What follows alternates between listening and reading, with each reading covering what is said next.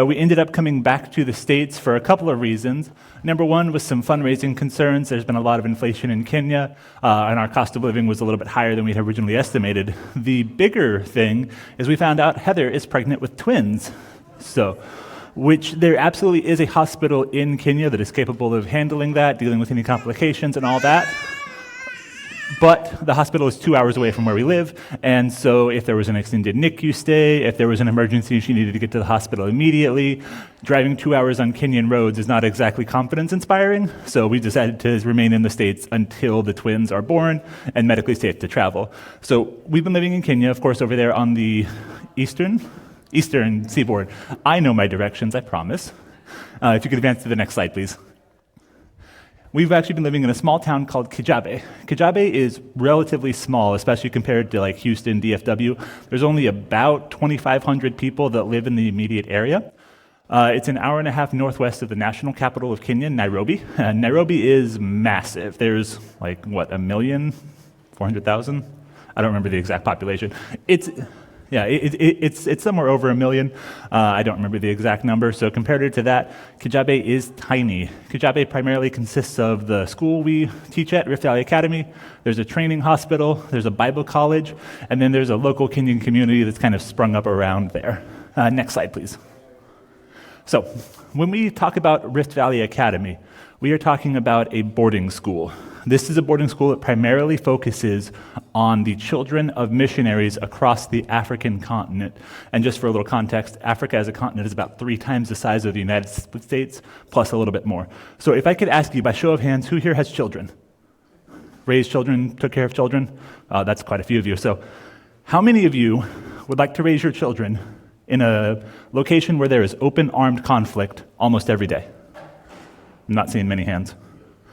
What about a location where young girls are married off into arranged marriages at 12 or 13 years old and expected to have children within a couple years, and little boys, as soon as they turn 11, 12, 13, their childhood is over. They start working on their family farms, they start raising livestock, they start running water every day.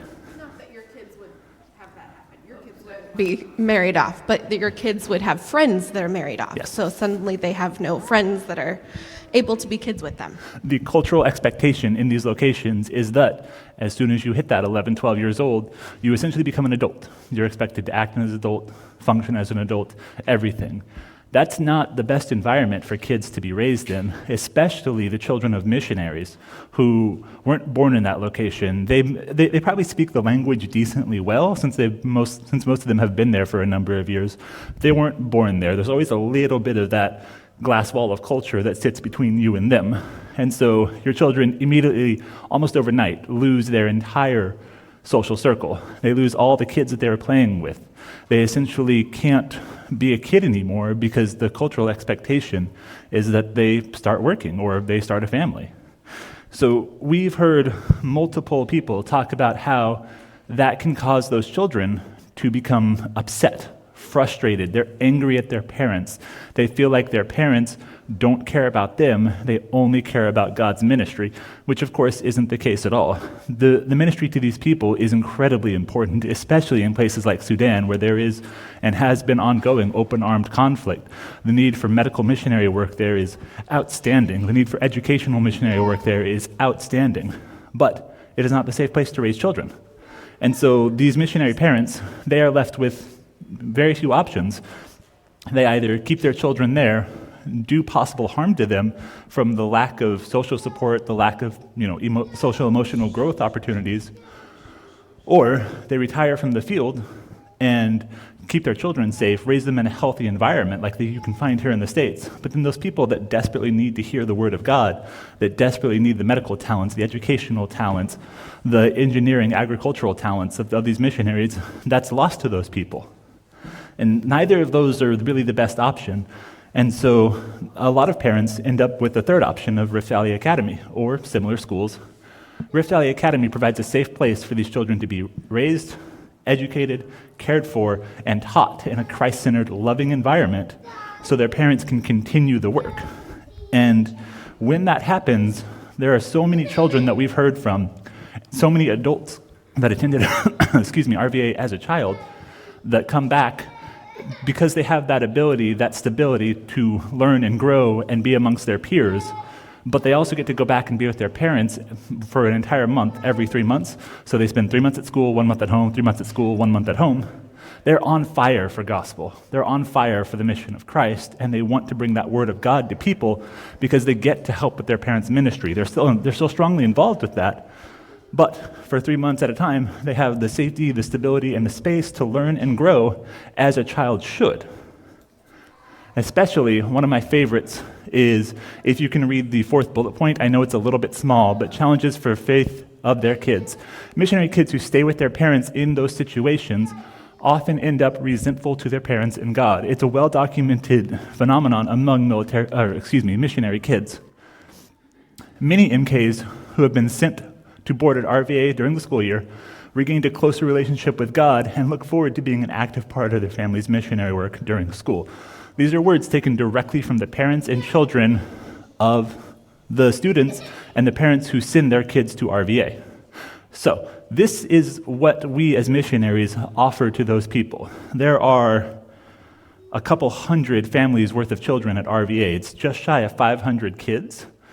That's hundreds of ministries across the entire African continent that are able to continue their work for God because Rift Valley Academy is here to support and care for their children so that their children are safe and so the parents can continue their ministry work. Next slide, please. So when we talk about Rift Valley Academy, as I said, it's a boarding school. Most of the students that live on campus live in dorms. There is staff housing, and the children of staff live with their parents. There is also what is referred to as lower station, purely because it's further down the valley. That is the missionaries who work at the Bible college and at the hospital in the area. A lot of those children also attend RVA, and they just kind of walk up the hill and you're right there. The vast majority of children at RVA are in upper middle school and high school. You cannot board at RVA until you are at least in 4th grade, but currently there is no child under 6th grade boarding at RVA. Next slide, please. And because we are there with those children 24/7, 3 months at a time, we are doing a lot more than just a normal 8 to 5 job. I mean, I put in my 8 to 5 at the IT office every single day. I'm there fixing computers, helping with any networking issues that come up, doing a little bit of coding and database integration for the school to make the other teachers' lives easier. But then after I'm done there, I go and coach for the robotics club, which is where the kids get together, they build little Lego structures, and they solve challenges with them. So it's like, raise this thing and put it on this hook up high, or spin this knob 4 times, or raise this and then push a button. It challenges these kids' creative, and it's a STEM outlet for them where they can use those skills and hone their abilities in engineering, coding, and creative outlets. As well as that, Heather and I, every week, we would do CAFO duty, where we sit in the cafeteria. We had evening and weekend activities like caring community, venue night, game nights, things like that. And also, it was we both taught. I was teaching a home economics cooking class because I have a background in the U.S. Army as a cook, and I have a lot of training in food service from when I was younger. And Heather was teaching elementary music. So it wasn't uncommon for me to get a call at 8:30 at night, like, Mr. Pittman, I forgot to do my quiz this week. Can I have an extension? Yeah, sure, have another day. Or, Mr. Pittman, I'm kind of confused on what this question means, so I'd have to explain it. If there are any teachers in the room, how many of your students get to call you at 8 o'clock at night for questions about their homework? There you go. There's one. You understand what I'm talking about. So, yeah, this is so much more than just a standard 8 to 5 job. I was putting in 50 to 60 hours in a normal work week, and I loved every minute of it. I cannot wait to be back. It is nice to take a little breather, I'm not going to lie, but I'm very much looking forward to going back. Next slide, please. All right, this is kind of an overhead view of the entire campus, just so you can kind of get a feel of what it's like to live there. So this whole campus sits on the side of a valley. If you go from the lowest point of campus to the top of it, it's the equivalent of walking up 17 flights of stairs. It's a great place for cardio. It's absolutely exhausting in your first 2 weeks there because you're trying to acclimate to the elevation and you're doing cardio literally every step of the way. But yeah, the campus itself is quite large. This whole area is owned by the local AIC church, which is a Denomination, it's kind of interdenominational if you compare it to the American churches, but it's one of the biggest denominations of churches in Africa, full of the believers in Christ. And the school, the staff housing, all of that is leased from the AIC Church, and that's the land that we live on. Next slide, please. So when we talk about the duties that we have at RVA, every single staff member has at least one weekly ongoing duty. For Heather and I, we chose CAFO duty. This is where we're in the cafeteria, making sure the children aren't wasting piles and piles and piles of food, making sure nobody's walking through the cafeteria, sick as a dog, throwing up, sneezing all over the place, and making sure everybody's just kind of doing all right. It's a way for us to connect with the children. It gives us a chance to form a relationship with them that we otherwise wouldn't have, really. It's a great place for the kids to de-stress and kind of unwind from whatever's been going on for the day. And so we'll have fun with them. One of the things I was doing almost every time is I was letting kids into the buffet line. The CAFO food is served buffet style. Kids grab a tray and go down. Obviously, we don't want a huge congestion of kids right there around that, so I'd let a group go, wait for them to go through, let a group go, wait for them to go through. And one of my favorite things to do is when a kid's at the front of the line and is asking if he can go, I'd be like, all right, we can flip a coin for it. Heads, you can go straight in. Tails, you go all the way to the back of the line. So far, nobody's taken me up on that opportunity, but so it's just another example of what the types of duties that go on at a full-time boarding school you may not think about that are totally normal. Next slide, please. And of course, there are tons of sports. Everybody loves sports. These are probably the biggest things at RVA.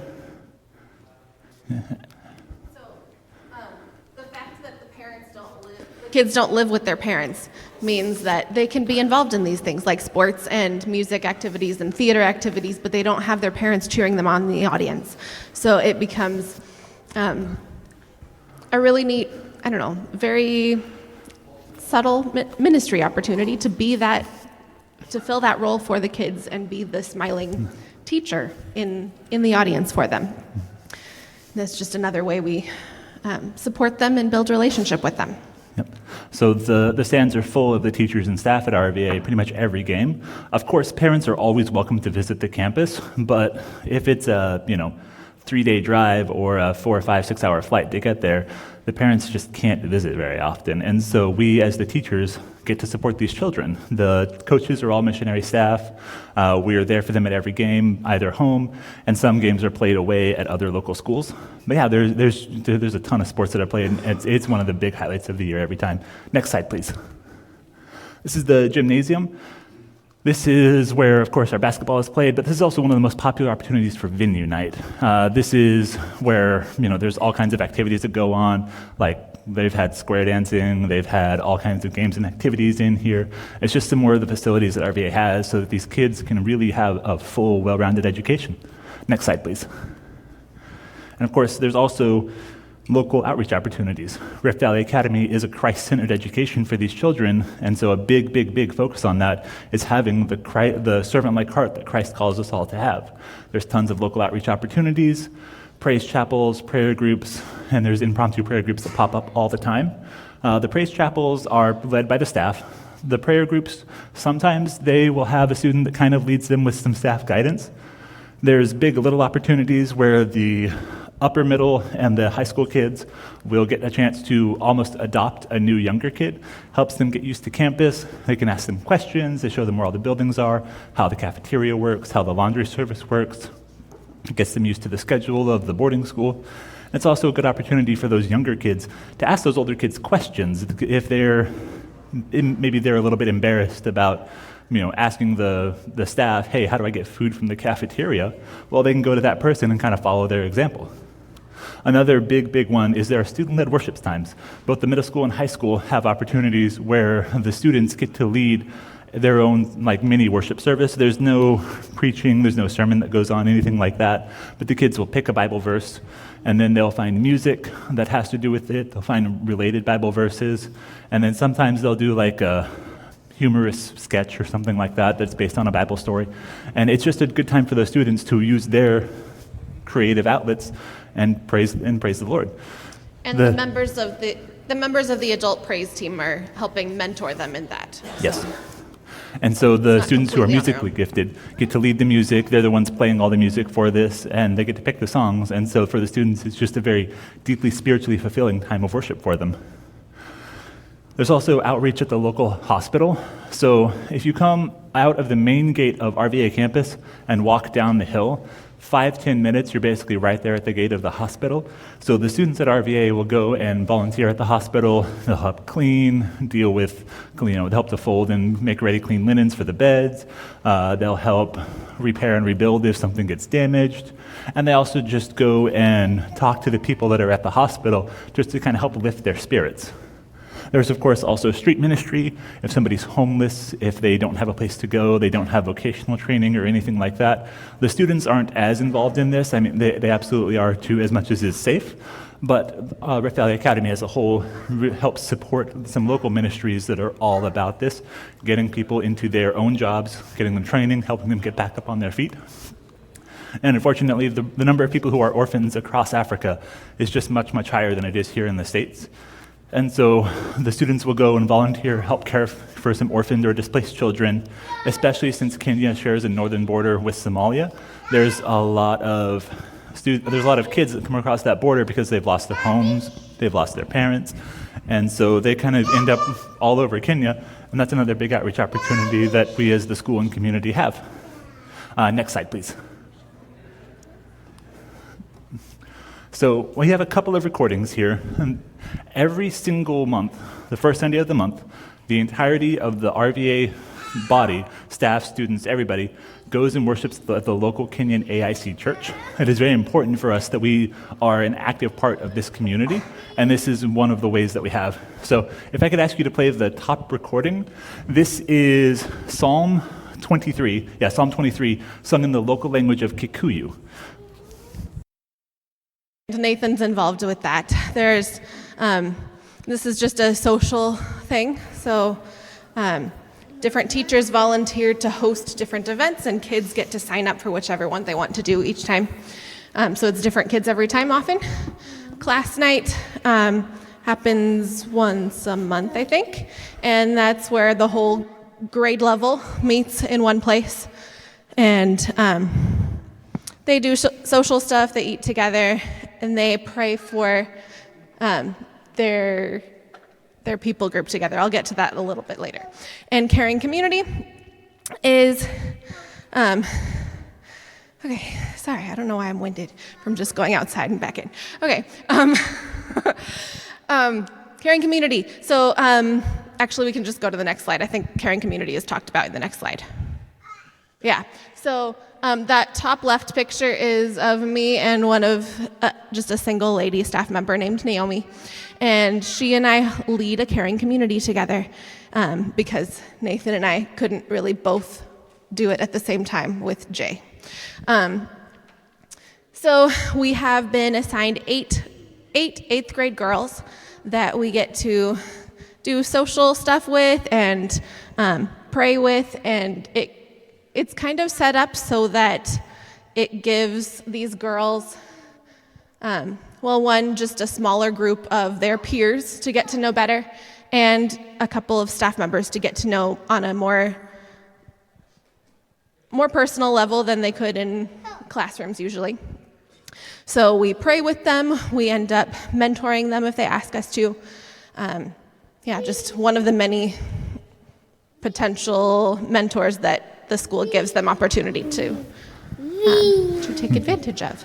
Next slide. Sorry, Jay sees the slide out the window and he's very excited. There you go. So those, there are 3 yellow circle things. So the one in the middle is where we lived. I say lived because since we have twins coming, they're moving us to a different house. But that's where we were. Oh, okay. Yeah, and then the top one is where I taught in Tichy, and the bottom one is where Nathan worked in the computer lab. So it's just everything is all together, and that kind of showed our daily flow, I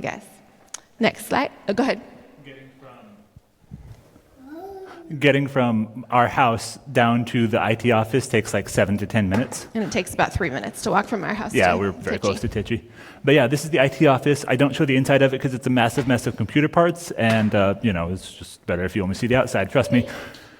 The other one is of me in the home economics cooking classroom. That was the other thing I was doing this last semester, just before we left. I was teaching, so home economics, of course, it's the basics of food safety, kitchen safety, knife safety, how to cook your various food groups, how to eat a balanced diet, all that fun stuff.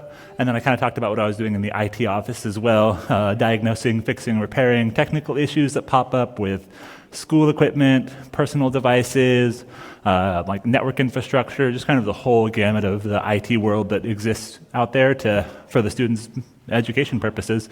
It's real fun when I get a computer that's like 17 years old that they don't make parts for anymore, like 3 things have failed on, and I gotta rig something together just so it's functional to the end of the term. I have a lot of horror stories from trying to fix those. If you're interested, please come talk to me. I'm happy to talk shop anytime. Next slide, please. So that's the Tichy, that's the elementary school. My music room was at the very end of that building. Next slide. That's our team of Tichy teachers. We have teachers from all around the world. It's really neat. All working together to support these kids and teach them about Christ and help just disciple them. Next slide. When we got asked to come to RVA, you know what, I'll let you deal with that. When we got asked to come to RVA, I was told that there were opportunities for me to teach elementary music, and that because I have a preschool or younger kid, they would work with me to figure out how much teaching I could handle and how much I would step back while he was really little and step into it more when he gets bigger. So what I ended up doing was preschool music, kindergarten music, helping with 1st and 2nd grade with another teacher, doing 3rd grade music, and helping run the music for the Tichy Chapel services. So someone else did the message, but I did the music, and that's shown in the next slide. Yeah. So I helped prepare them for music that they were doing in chapel and in church services and concerts, and just used music to teach truths about God through the Bible. Next slide. Another part of my role was I was a 9th grade class sponsor. So that involved being at those class nights that I was talking about. So we would do, he's being a toddler. So we did social stuff, and then we did eating together. We helped prepare them for their fundraisers. Each class does a different fundraiser each year to prepare them for things like the senior class trip and junior-senior banquet, that kind of thing. So ninth grade does concessions for games and theater events. And next slide. Another thing that classes do during class night is we pray for our UPG. So a UPG is an unreached people group. They have so few Christians in that whole people group that they're considered unreached. So every single class at RVA, starting in kindergarten, gets assigned a UPG to pray for on a regular basis. I guess elementary doesn't have class nights, but they pray in their classrooms for these groups. And they keep that assigned UPG every year until they get to celebrate that the UPG is no longer a UPG. They have a high enough percentage of Christians that they're no longer classified that way. Obviously, they still need prayers, but that's just a way that we've decided to assign those people groups. So the ninth graders currently have the Amazigh of North Africa. And we communicate with missionaries that work with that group, and we have very specific prayer requests that we pray for on a regular basis at our class nights. Next.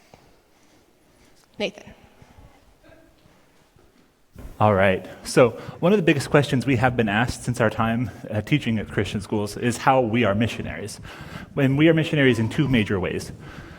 We are first the missionaries to missionary parents. As I talked about earlier, those parents who are in parts of Africa where it's unsafe or it would be better if their children didn't live there full time for whatever reason that may be. Danger, the societal norms and expectations, kidnapping risks, all of those go into decisions to go to these mission schools. Without schools like RVA, without teachers and missionaries like us, these parents wouldn't be out there doing the mission work that they are doing. That's the main sentiment we hear over and over and over and over again from all of these families and all of these parents is, without support from RVA, that ministry wouldn't exist. And secondly, we are missionaries to their children.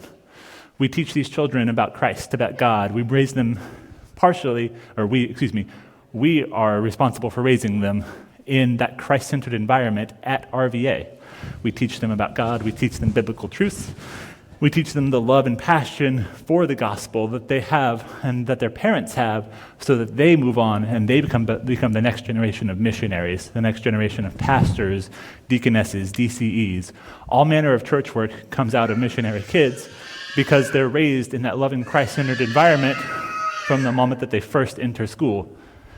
So those are the two main ways we are missionaries. Of course, we are also missionaries in the local community. If I could get you to move to the next slide, please. During our everyday life there, we interact with all types of people. Next slide, please. When we first arrived in April, which was right at the height of the rainy season, as you can kind of see there, it was historic rainfall. That literally had not had that level of rain since people had begun seriously recording the levels of rainfall in the area. So almost immediately, we were there to help out with some truly terrifying mudslides that had occurred in the area. Next slide, please. Yeah, when we first arrived, we arrived in April, and 3 days later, there was one of the worst mudslides in recorded history in the area. Dozens of homes were taken out. Hundreds of people lost their lives in these mudslides. Now, rainfall is not unexpected at all. It rains very, very, very, very often in Kijabe because they are on that side of the mountain there. And so there are a bunch of drainage ditches, culverts, tunnels, everything to allow that water to flow down the valley safely, collect in some lakes and rivers, and then flow out to the sea. Well, there had been so much rain for such a prolonged period of time that a lot of the ground was washed away under the dead standing trees. These trees washed out, and then they jammed up in those drainage tunnels, culverts, ditches, and everything, and they created an artificial dam that held back a huge tidal wave of water. But when those trees go, their root systems are no longer there to anchor dirt into the ground, and so more dirt washes away, and so more trees slide.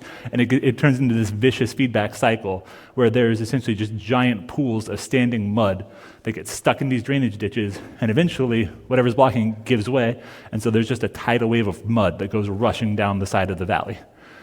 Next slide, please. We are 7,000 feet above sea level. And for a little bit of context, where Heather and I live in Denton, it's about 400, 700 feet above sea level.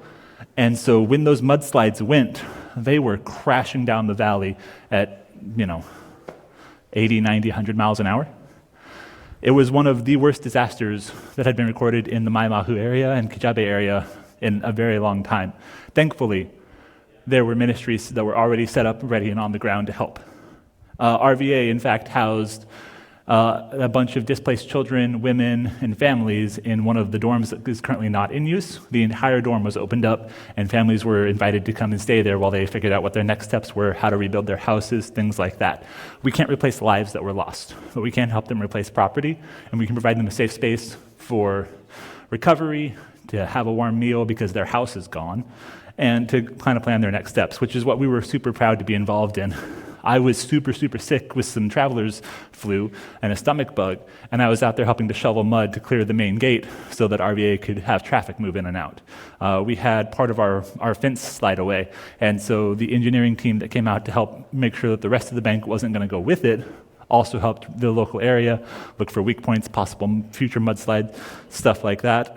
There were huge drives for clothing, bedding, the necessities for the people that lost everything, to help them get back on their feet.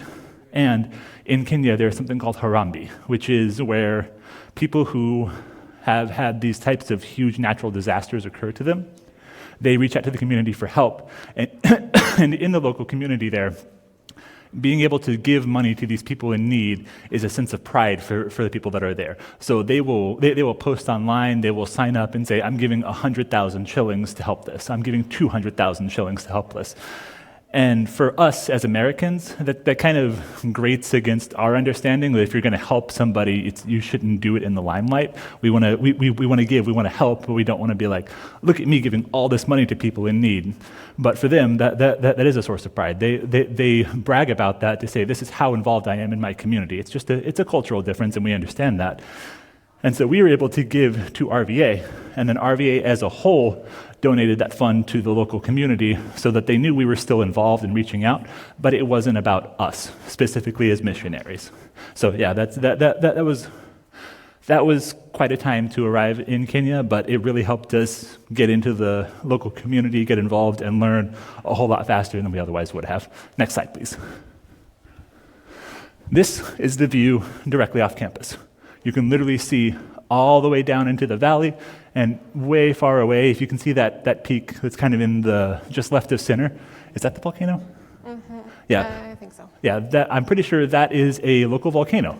It is dormant. It's not completely inactive, but it hasn't erupted in like 200 plus years. It's probably not going to for the next several hundred. So yeah, that's cool. People go climb it all the time. It's a huge hiking spot. But the whole area is absolutely gorgeous when it's not pouring historic levels of rainfall. Next slide, please. All right. No, when we live there, we are less than a degree south of the equator. And if you come down off of the extreme elevation that we're at, it's hot, it's humid all year round. But because we live at 7,000 feet, it stays quite moderate there. We have highs in the upper 70s, lows in the upper 40s, and every once in a while, like every few years, it will dip down below freezing overnight like once, and it comes back up. There's no AC, there's no central heating, the houses aren't insulated. So if we need any heat, we have a fireplace in the middle of our living room. We build up a fire there, sit around it, there's your central heating. Next slide, please. This is what daily life at RVA is like. There are monkeys everywhere. That's actually a video, if you could play it, please. I think if you just hit next, it'll play. So they don't interfere with the children, No. No. Baboons are. Yeah, there are some large baboons that are dangerous. The larger male baboons aren't scared of women at all, and so if cornered, the baboons will attack. So there's safety things in place, like if you're a woman alone and there's a baboon coming, you just back off and let the baboon go where it's going to go. You contact security, they'll send some guards out and scare the baboons off. But the smaller Calabas and Sykes monkeys, they're scared of everybody, so if you like stomp your feet, clap your hands, they'll scamper off into the trees. These ones aren't dangerous, but they are massive pests. They will get into your house, they will steal your food, they will pee on your counter, they will steal children's lunches. It happened to us. We had just gotten back from the local market where they sell all the freshly grown produce, put everything away, and then I was on my computer. Bananas on the counter. Yeah. So we have a little bowl, we put all of our fresh fruit, bananas, apples, all that fun stuff. And I was, in the next room over doing something on my computer when I hear some banging in the kitchen. I just thought it was Heather or Jay doing something, and then it happens a couple more times, and then I hear Heather and Jay on the other side of the house. So I'm a little suspicious. I get up and walk in there, and there's 4 monkeys in there. They're trying to grab all of our fruit. So I yell at them, clap my hands real loud. They all start panicking. One of the bigger ones reaches out, snags the whole fresh bunch of bananas, literally less than an hour old in our house, takes stuff out the window, and goes up the trees with it. There. We keep our windows ever so slightly cracked, and we hadn't locked them in place correctly. And so they're smart enough to come down and jiggle it and pull the window the rest of the way open, and then they'll just slip right into your house. And we've also been told stories of somebody who left their house, one of their windows completely unlocked when they went on a furlough. And so the monkeys got in, they tore everything up, they made nests out of the couch cushions, they peed and pooped everywhere. The whole house had to basically be ripped down to the studs and cleaned up because there was so much monkey waste everywhere. They are cute, but dealing with them. Next slide, please. Next, There you Yep. All right, this is what our house looked like. This is actually a duplex. So pretty much from where you see the chimney and that little rafter, all that to the left is our house, and then But not the upstairs. but not the upstairs, yes. And then to the little bit to the right, and then the upstairs where you can see the window above us, that's the other house. And we were just in a little small 2-bedroom house, 1 bathroom, all that fun stuff. And yeah, but this building specifically is over 100 years old. Most of the buildings on campus, aside from the classrooms, are 60, 70, 80, 100 years old. This is one of the older ones. Most of them are in the 50 to 60-year-old range, but this is just kind of what missionary housing looks like when you're on the campus there. Yeah, when we told them we were coming, they assigned us a house based off of our family size. So they just divvy up housing based off of the needs of each family. So since we have twins coming, they're moving us to a different house. Yeah, we're moving out of that one, unfortunately. Next slide, please.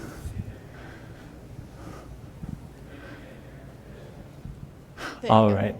So in Kenyan culture, if you have white skin, it is just expected that you are much more well-educated than they are, and rich. This is a prejudice we are trying to fight every day, but it's unfortunately still very prevalent. And as a result of that, it is expected that we as white people hire somebody to work for us. We are expected to contribute at least one job to the local economy. If we do not, we are kind of ostracized. We are looked down on.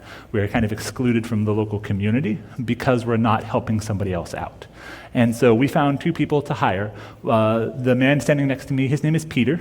He's a local carpenter, he's a local landscaper, and he's worked with the missionaries in the area for 20 plus years. He's incredibly talented at building. He's built several pieces of furniture for us. And he would come in twice a week and help us take care of our grass, the flower beds, all of our outside work. That was what he helped with. And the woman standing next to Heather, her name is Njoki. Njoki was our inside help. She'd help take care of Jay while Heather and I were busy. She'd help do a little bit of cooking, a little bit of cleaning, just kind of help us keep the house in order. But more importantly, Njoki is one of the most Christian-hearted women I have ever met in my entire life. She is not married. She has never been married. But she has taken care of over... 50 years old. She's in her 50s, and she has taken care of over 23 kids that were either orphaned or whose parents were absolutely destitute in the local area. And that's not total, that's right now. Yeah, that's right now. She has 23 kids she's taking care of right now. On top of that, she's helped young adults pay for schooling, pay for education. She helped put one of her sons through pharmaceutical college, all on a worker's salary, just like this. She gets some donations of food and other things in the local community, but she's done all this by herself for 20 or 30 years at this point. She is truly a role model in Christ, and I look up to her in almost every way and how to be a better servant of Christ. I cannot stress to you enough how amazing this woman is. We are so incredibly blessed to be able to have her with us, and we pay her as well as we absolutely can so that she has as easy a time as possible continuing her work in the local community. Yeah, Next slide, please. she's also a help with adjusting to the culture. So Yes. she helps us with cultural questions. She helps us learn a little bit of the language. Arriving in a new country, we were overwhelmed with a lot of things. So it was going to kind of start a little bit more, but yeah, we hope to do that more. And another thing is, if there is something dangerous going on in the community, stirrings of trouble, there's unrest, we have safety features out there. We have eyes and ears on the ground that will inform the missionary community. And Njoki and Peter will tell us way before any of those catch on.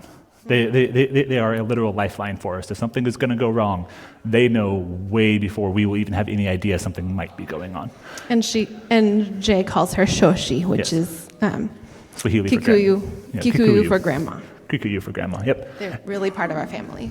And Jay absolutely loves both of them. He loves helping Peter outside with the work. He's pushing the lawnmower with him.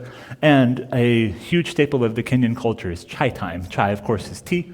Every day, 10 a.m., there is a chai break across the entire country. It is written into Kenyan law that every single person who's working gets a break at 10 a.m. for chai. They have a cup of chai, some sort of snack, and you get a 20-minute break by law. We would let them take 15, 20, 30 minutes, however long they wanted to. And Jay absolutely loved joining them for chai. Next slide, please. So go ahead. One thing that we miss a lot about living there is that Jay was able to be outside all the time. We didn't have any issues with him just sitting in front of the screen forever because he didn't know what else to do. He had lots of things he could do outside, especially when Well, I mean, Njoki was there every single day, so every weekday. So they spent a lot of time outside. There's Peter with Jay just walking from our house to the cafeteria to grab fresh milk for the day. And a lot of times he'd have a walk in the mornings and just go and visit each of the little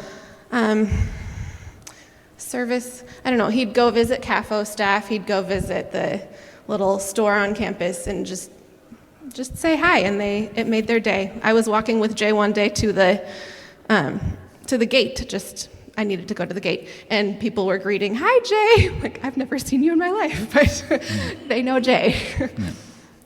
Yeah, he loved to walk around the campus, and the whole campus is gated and fenced off, so it's safe for him to wander around without worry that he's going to get lost in the woods or anything. Next slide, please. This is just a few pictures of Jay with Njoki. He absolutely loved doing everything with her. She'd help read him books. He'd help her clean. They'd go outside and just play in the grass. So she's an absolutely wonderful woman.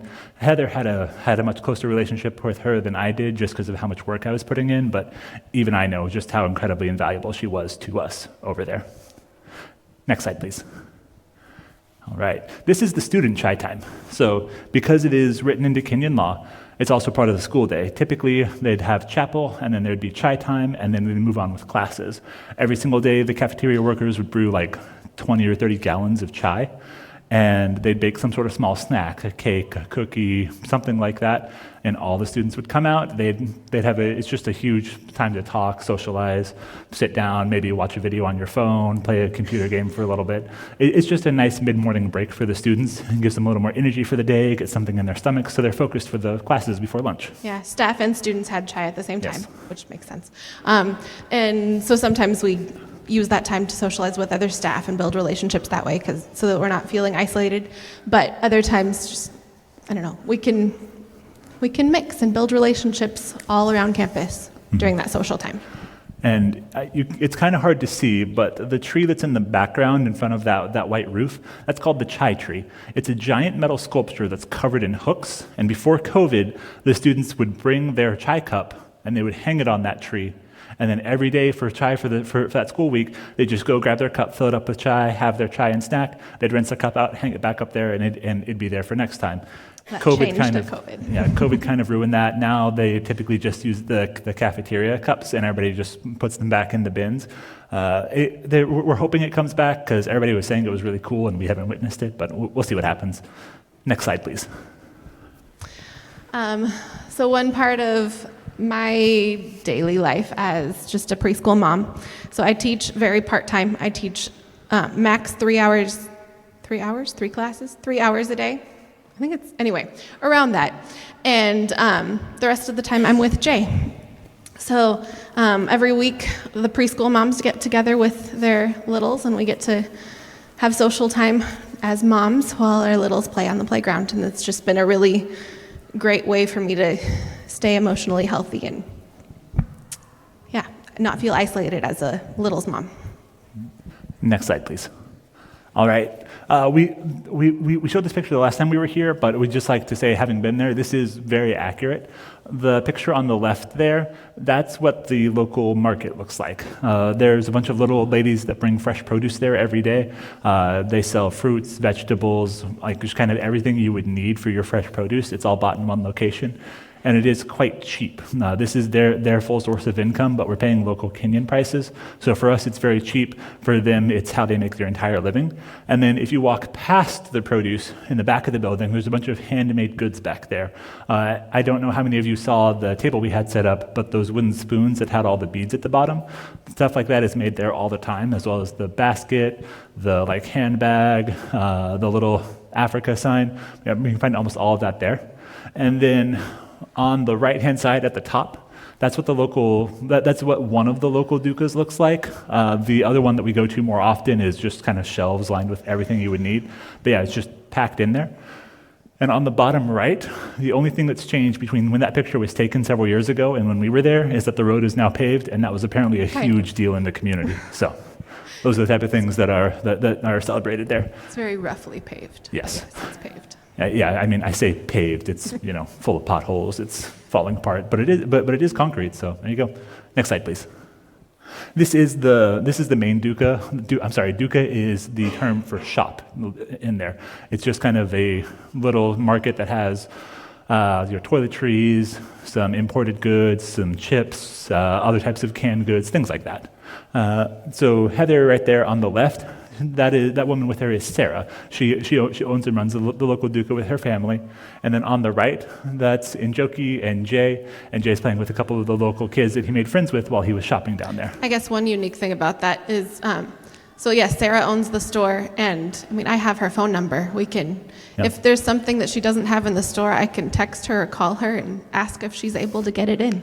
Yep. And so, like, she was she was getting diapers in the correct size for Jay and for us, so we didn't have to go into Nairobi to buy them. Next slide, please. So, when we talk about, one of the things we talked about when we were here last time was the healthcare. My healthcare with my implant for my migraines, and also Heather's healthcare for having children. The healthcare in the local area is good. I had to go to the AIC Kajabe Hospital, which is there on the upper left, because I had 103-degree fever, so that was fun. But yeah, the healthcare is great. They will absolutely take care of us, but that hospital is not super well equipped for emergent trauma or conditions during birth. For that, we would go to the Aga Khan Hospital, which is on the upper right. That is the maternity hospital pretty much in Kenya. It's about 2 hours away in Nairobi. Huh? Can I explain that a little bit? Yeah, go ahead. Kijabe Hospital really is, they're ready for complications in birth. It's not that they're less prepared, it's that they're more culturally a Kenyan hospital than Aga Khan is. So I was told when I have two great options that would take care of me very well. If I went to the hospital that's a 15-minute walk away, I would be giving birth in a mass room with 6 beds, no privacy. If I went to Aga Khan, I'd get my own room, and it would be a little bit more comfortable for a Westerner. So it's just cultural difference, what's available in the national capital versus what's available in a tiny town. But we do have great care available really close. Yeah.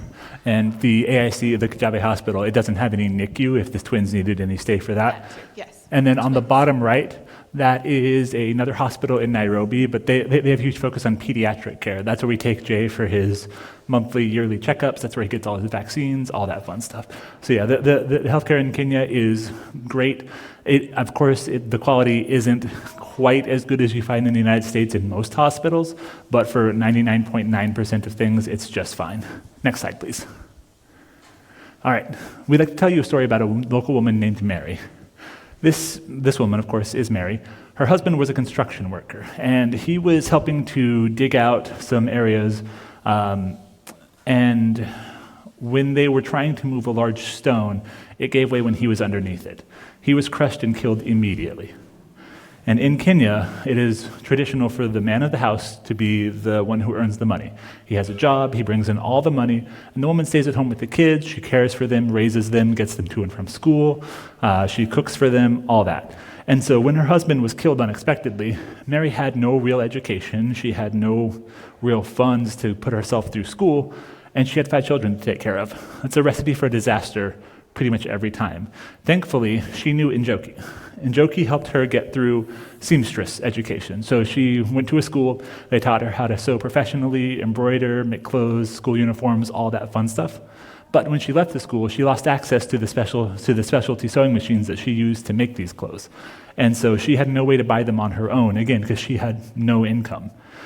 And so through our supporters, just like all throughout the entire United States, we were able to help her raise funds to purchase those machines secondhand from somebody in the area. And now she is self-sufficient and able to take care of herself, keep her children in school, and provide for them with those machines. So we just wanted to extend a huge thank you, because without the support that we have from people like you across the United States, we wouldn't be able to help these people in the local community. And this is just one story. There's dozens of missionaries out there. We are by no means the only ones helping them out, but these are the types of things we're able to do with your support outside of just help at RVA. Next slide, please. All right, if you would like to support us, of course, the best, the most important, the arguably easiest way is to pray for us. Please pray for Heather's health to go well. Please pray for our fundraising and travel to be successful. And please pray for our ministry and RVA to be fruitful in the Lord. Next slide, please. If you would like to keep up with us and you're not, we have a mostly monthly newsletter. We've been a little bad about putting it out every month. Sorry about that. Keeping up with a toddler is exhausting. We also have a Facebook page. That's where we post little quick life updates when we're out in the field, local events, quick prayer requests, things like that. It's a little more of our day-to-day life as opposed to the newsletter, which is more of a monthly overview. It's kind of a bird's eye view. If you would like information about Global Lutheran Outreach, or a little bit more information about us, on the bottom left there, that QR code will take you there. We also have some prayer cards in the back that have that information as well. Next slide, please. This is what the website looks like if you would like a little more information about us. This is also where you can go to donate online to support our ministry. Next slide, please. This is what our funds look like. Nobody likes talking about money. I don't like talking about money, but we have to talk about money. So, one of the reasons we came back is because we realized that our funding goals that we had initially hit, in no small part thanks to people just like you, wasn't quite enough to sustain us out in Kenya. Backing up one more time, we don't get paid by the school at Yes. all. They pay us absolutely nothing. In fact, we pay the school a small fee to live in the house. This fee, that sounds horrible, but the school needs funds to take care of the missionary housing. So instead of paying several $1,000s for a 2 or 3 bedroom house here in the States, we pay the school just a little bit under $400 a month. All that money immediately goes right back into the building maintenance fund. It's used for emergency repairs, it's used for updates, it's used for refurbishings for the older buildings, and it's used to build new housing if that's required. So the money that we pay to the school, we know exactly where it goes. We know the members of the housing team that manage that money, and we know what they use it for, so we're not really worried about it. But that's just one of the expenses we have there. Kenya has also had some pretty horrific inflations post-COVID.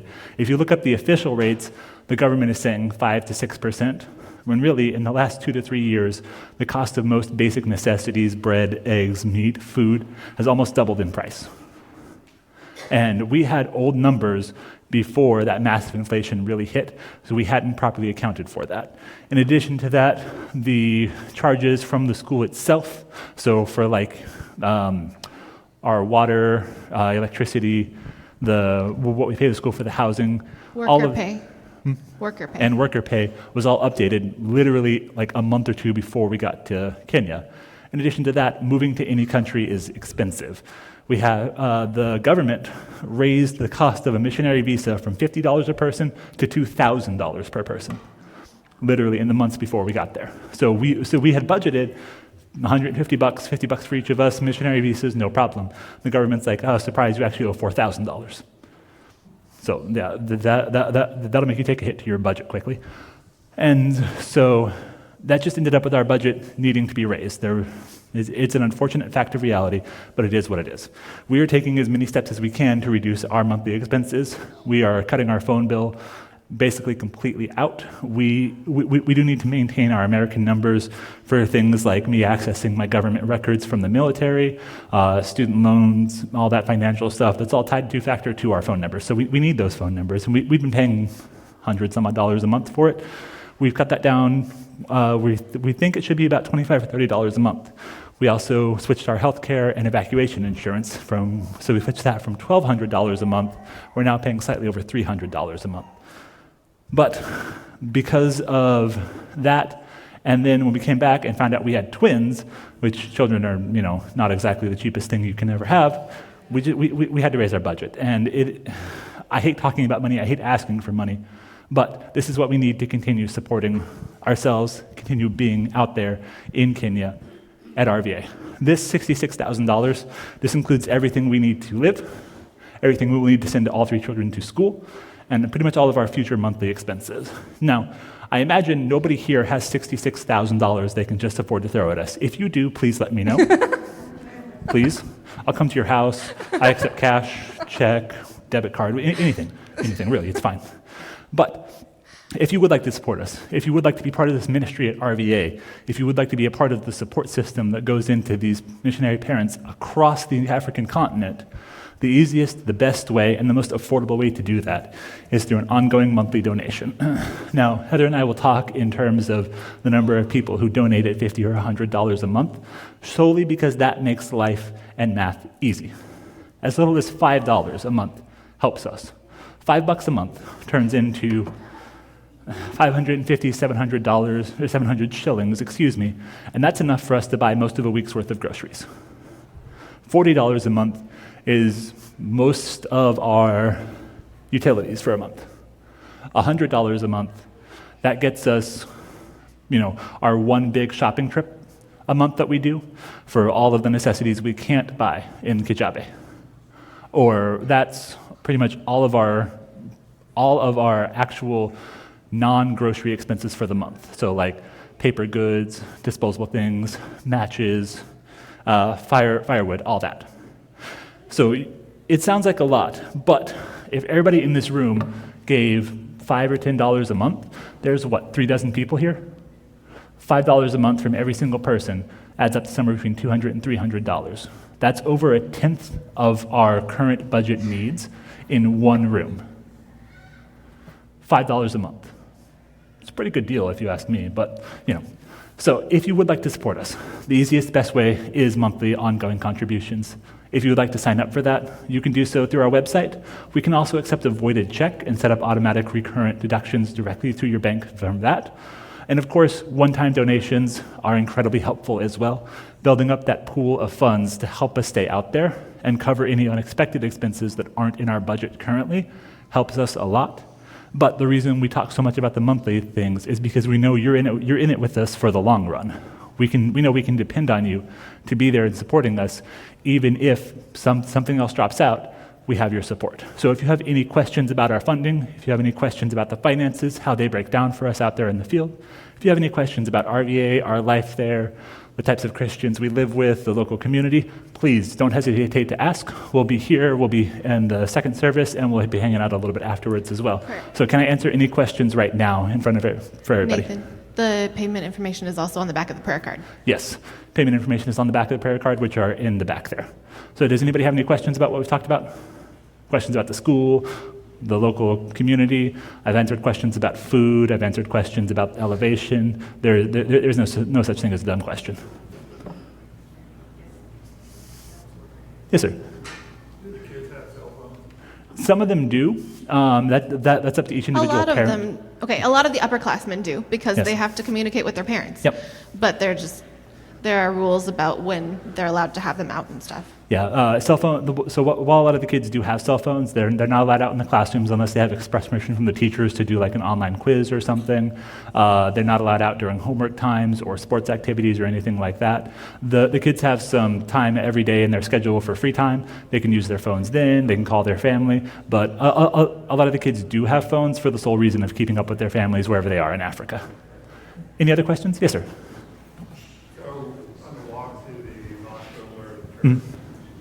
any concerns with animal encounters? Not really. There's enough people in the local area that animal encounters of the dangerous variety aren't super prevalent or anything like that. If we come down off of the valley and head more towards into Nairobi, that's where a lot of the game reserves are, and a lot of those aren't fully fenced in. So if you're not paying attention, you could wander into something dangerous there. But up where we live, no. The worst thing you'd have to worry about is running into a particularly aggressive baboon. Yes, sir. Any problems with malaria? Malaria. Not in Kijabe because Yeah. we are so high up. The mosquitoes just don't survive up there. You do still get the occasional case of malaria here and there, but because most of the mosquitoes die in the cold, they can't survive with how cold it is there. Thankfully, malaria is very uncommon. There are a few other diseases that go on there, but malaria thankfully isn't one of them. There is a lot of malaria in Kenya, but In not Kenya, in yes. Kijabe. Excellent questions. Did anybody else have any? All right. Well, in that case, we'd like to thank you very much for letting us talk. It's always a pleasure to come and visit y'all, and we hope to hear from you in the future. Again, we have information on prayer cards in the back, and we have some handmade goods from Kenya set up directly outside the sanctuary. And so, We have a newsletter sign-up sheet. no, we don't have a newsletter sign-up sheet. But if you would like to sign up to receive our newsletter, we can take down your name and email and get you signed up to receive a monthly email from us. That email does sometimes get put into spam, so just make sure you're watching out for the first couple months of that. So again, just thank you very, very, very much for everything you've provided for us so far. And that bottom right QR code is actually the newsletter sign-up sheet if you have the capability of doing that. Yes, if you'd like to scan that with your phone, it'll take you directly there.